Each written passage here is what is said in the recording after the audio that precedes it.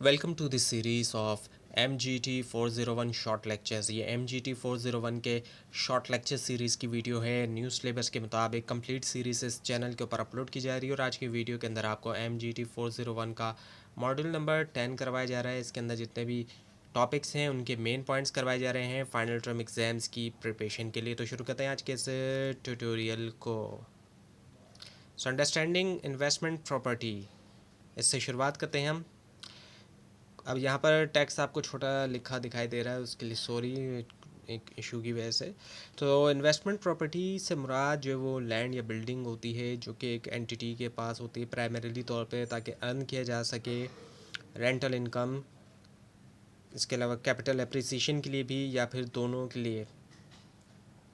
और इसके अलावा ये भी हो सकता है कि यूज़ किया जाए प्रोडक्शन में और सप्लाई किया जाए गुड्स या सर्विस, एडमिनिस्ट्रेटिव पर्पस, या फिर सेल किया जाए in ordinary cost of business. अब ये क्लासिफिकेशन जो है गवर्न होती है IS 40 से, और ये डिस्टिंक्ट है ऑनर ऑक्यूपाइड प्रॉपर्टी से जो कि यूज़ की जाती है इंटरनली तौर पर बिजनेस ऑपरेशन के लिए। Now the identification and non qualifying properties.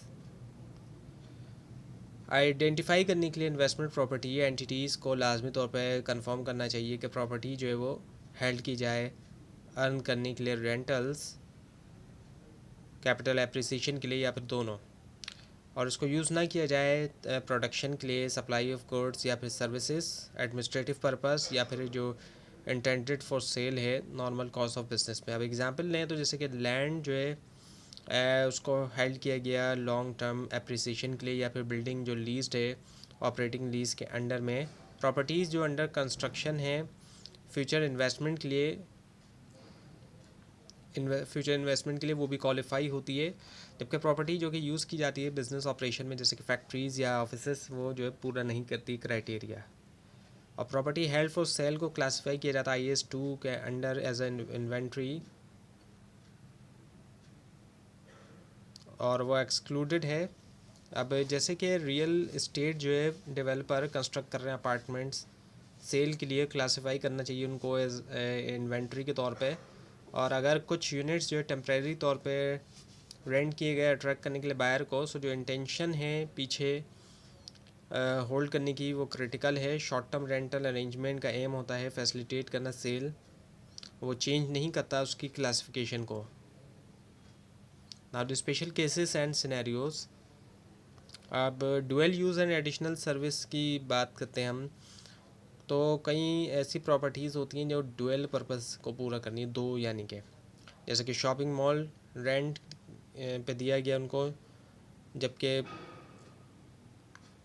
Housing कर रहा है एक स्मॉल एडमिनिस्ट्रेटिव ऑफिस, और पोर्शन जो है वो सेल भी किए जा सकते हैं, फिर लीज़ किए जा सकते हैं सेपरेटली।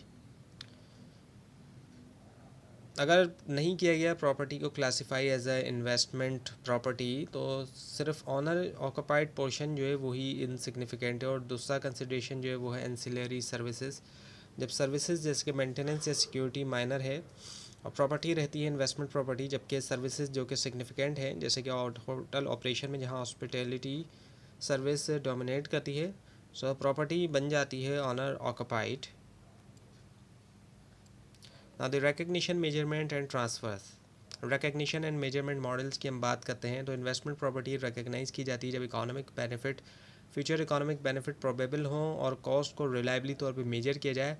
और इनिशियल मेजरमेंट जो है कॉस्ट के ऊपर, जिसमें शामिल है purchase price, directly attributable expenses.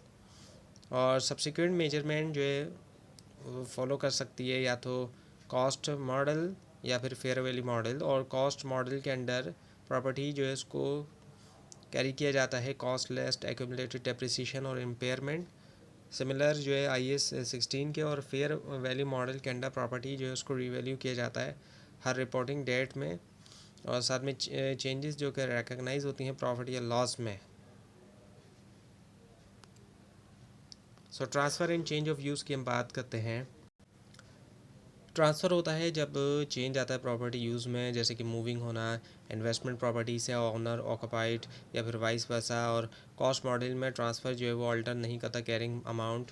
और फेयर वैल्यू मॉडल में प्रॉपर्टी को रीवैल्यू किया जाता है डेट ऑफ ट्रांसफ़र में और एडजस्ट किया जाता है एडजस्टमेंट जो है वो रिकग्नाइज होती है प्रॉफिट या लॉस में, या फिर डीम कॉस्ट होती है फ्यूचर अकाउंटिंग के लिए। और एग्जांपल लें तो जैसे अगर इन्वेंट्री जो है वो लीज आउट होती है एक जो है वो ऑपरेटिंग लीज के अंडर, ये बन जाती है इन्वेस्टमेंट प्रॉपर्टी, और जो डिफरेंस होता है फेयर वैल्यू और कैरिंग अमाउंट के दरमियान वो रिकॉर्ड होता है प्रॉफिट या लॉस में। और इसी के मुकाबले में जब इन्वेस्टमेंट प्रॉपर्टी डेवलप होती है सेल के लिए, उसको रिक्लासीफाई किया जाता है as a inventory fair value के ऊपर। और इम्पॉर्टेंटली एक जो मेयर चेंज है मैनेजमेंट इंटेंशन में, वो चेंज नहीं लाता इन यूज़।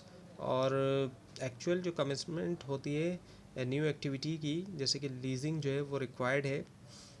और ये रूल जो इंश्योर करते हैं ट्रांसपेरेंसी और जो कंसिस्टेंसी है रिपोर्टिंग के अंदर एसेट ट्रांजिशंस की।